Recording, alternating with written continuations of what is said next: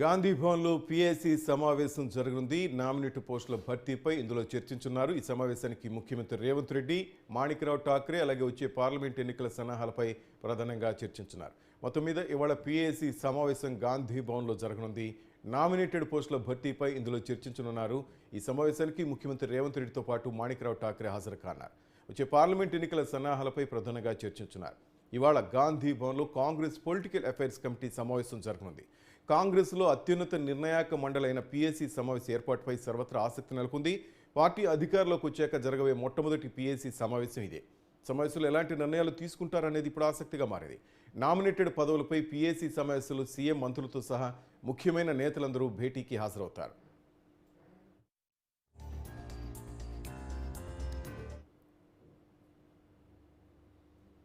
Party బలోపేతం ఎన్నికల సమయంలో ఇచ్చిన 6 గ్యారెంటీలపై విస్తృత స్థాయిలో చర్చించున్నారు. పథకాల అమలు, వాటి ప్రయోజనాలు ప్రజలకు చేరేలా పార్టీ నాయకులను సమాయత్తం చేయడం అంశాలపై పీఏసీ సమావేశంలో ప్రధానంగా చర్చించనున్నారు.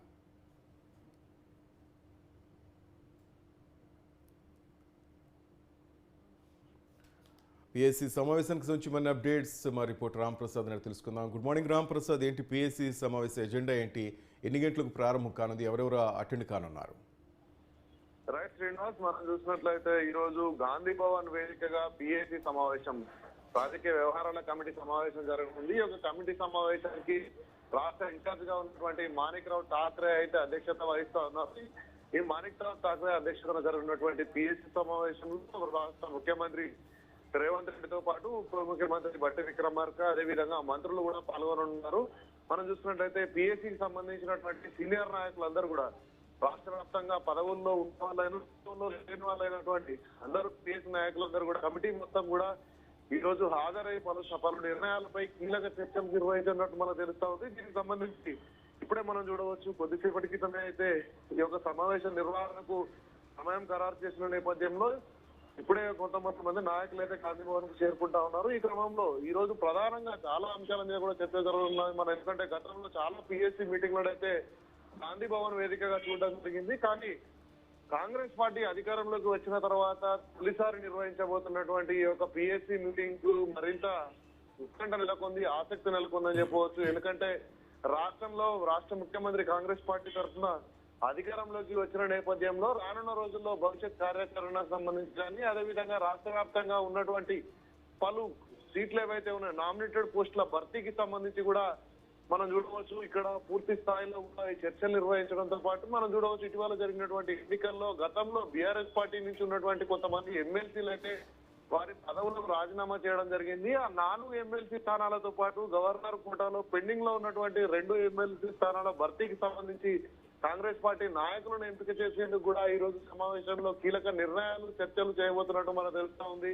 ముఖ్యంగా మనం చూడవచ్చు, తెలంగాణ రాష్ట్రంలో కాంగ్రెస్ ప్రభుత్వం అధికారంలోకి వచ్చి 10 రోజులు అవుతున్న నేపథ్యంలో 10 రోజులపై తీసుకున్నటువంటి నిర్ణయాలపై కూడా సమీక్ష నిర్వహిస్తున్నారు. ఎందుకంటే పార్టీని రానున్న రోజుల్లో బలోపేతం చేయడంతో పాటు ప్రకటించినటువంటి 6 గ్యారెంటీ స్కీమ్లను కూడా అమలు చేయడం దిశగా అయితే కాంగ్రెస్ పార్టీ కసరత్తు చేస్తున్న నేపథ్యంలో మనం చూడవచ్చు, రాష్ట్రంలో ఇప్పటికే మహాలక్ష్మి స్కీమ్ ద్వారా 2 పథకాలను కూడా ఆల్రెడీ ప్రజలకు అందించినటువంటి పరిస్థితులను మనం చూడవచ్చు. ముఖ్యంగా ఉచిత బస్సు రవాణా అయితేనేమి, అదేవిధంగా మనం చూసుకున్నట్లయితే 10 లక్షల ఆరోగ్య బీమా, రాజీవ్ ఆరోగ్యశ్రీకి సంబంధించినటువంటి 10 లక్షలకు సంబంధించినటువంటి పెంపు విధానం ఏదైతే ఉందో ఆ రెండింటినీ కూడా అమలు చేసిన నేపథ్యంలో రానున్న రోజుల్లో ఉచిత కరెంటుతో పాటు అదేవిధంగా ఇందిరమ్మ ఇళ్ల నిర్మాణానికి సంబంధించి రూపాయలు 5 లక్షల డబ్బులను పంపిణీకి సంబంధించినటువంటి కార్యక్రమమే కానీ ఇలాంటి పలు అంశాలకు సంబంధించి ఇప్పటికే కాంగ్రెస్ అయితే ఒక డెడ్ లైన్ ఏర్పాటు చేసుకోవడం జరిగింది.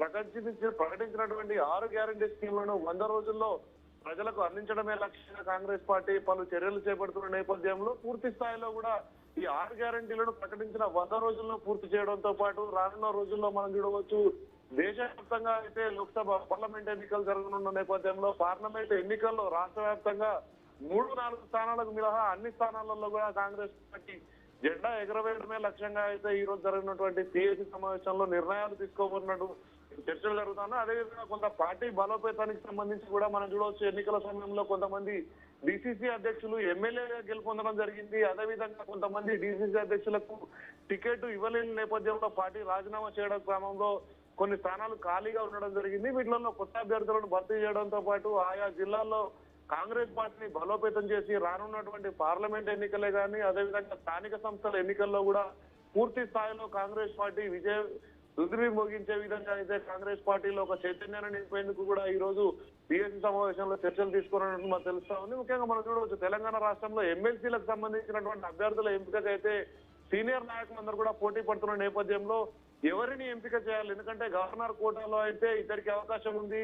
సేవలు అందించినటువంటి ఎవరైతే ఉన్నారో ఇప్పటికే అలయన్స్ లో కొన్ని పార్టీలు కూడా ఉన్నాయి, వాళ్ళకి కూడా అవకాశం ఇచ్చే పరిస్థితుల్లో కాంగ్రెస్ క్యాడర్ తో పాటు అదేవిధంగా సపోర్ట్ చేసినటువంటి వివిధ పార్టీలకు కూడా అవకాశం ఇస్తారని మనం ముందు నుంచి కాంగ్రెస్ పార్టీ చెప్తుంది. ఇటు సిపిఐ కానీ అటు టీజేఎస్ కానీ వివిధ పార్టీలు కూడా ఈ యొక్క ఎమ్మెల్సీ స్థానాల రేసులో ఉండటం తెలుస్తున్న నేపథ్యంలో 6 ఎమ్మెల్సీ స్థానాలలో కాంగ్రెస్ పార్టీ నాయకులకు ఏం కేటాయిస్తారు, లేదంటే వివిధ పార్టీల మద్దతు తీసుకున్న నేపథ్యంలో వారికి ఎలాంటి సీట్ల కేటాయింపు ఉంటుందనే అంశం పైన కూడా పూర్తి స్థాయిలో చర్చలు కొనసాగించనున్నారు. అంతేకాకుండా ఈ రోజు జరుగుతున్నటువంటి సమావేశానికి పిఎస్సి ఈ స్థాయిలో ఉన్నటువంటి నాయకులందరూ వస్తున్న క్రమంలో ఇప్పటికే ముఖ్యమంత్రి రేవంత్ రెడ్డి కొద్దిసేపటి క్రితమే గాంధీ భవన్ కు చేరుకోవడం జరిగింది.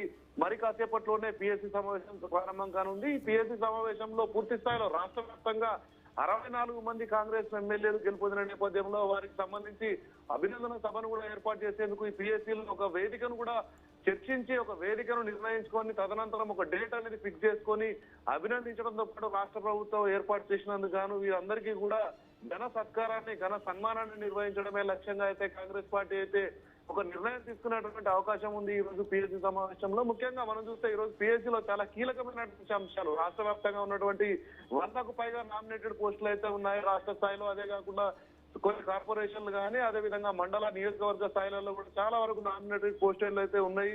వీటన్నిటిని కూడా ఏ విధంగా భర్తీ చేయాలి, అక్కడ ఉన్నటువంటి డీసీసీలను ఏ విధంగా సమన్వయం చేసుకోవాలనేటువంటి అన్ని అంశాలపైన కూడా ఈ రోజు ఈ యొక్క పిఎస్సీ సమావేశం చర్చించిన నేపథ్యంలో ఈ రోజు జరిగినటువంటి పిఎస్సీ సమావేశం అయితే చాలా కీలక సమావేశం అని చెప్పవచ్చు శ్రీనివాస్.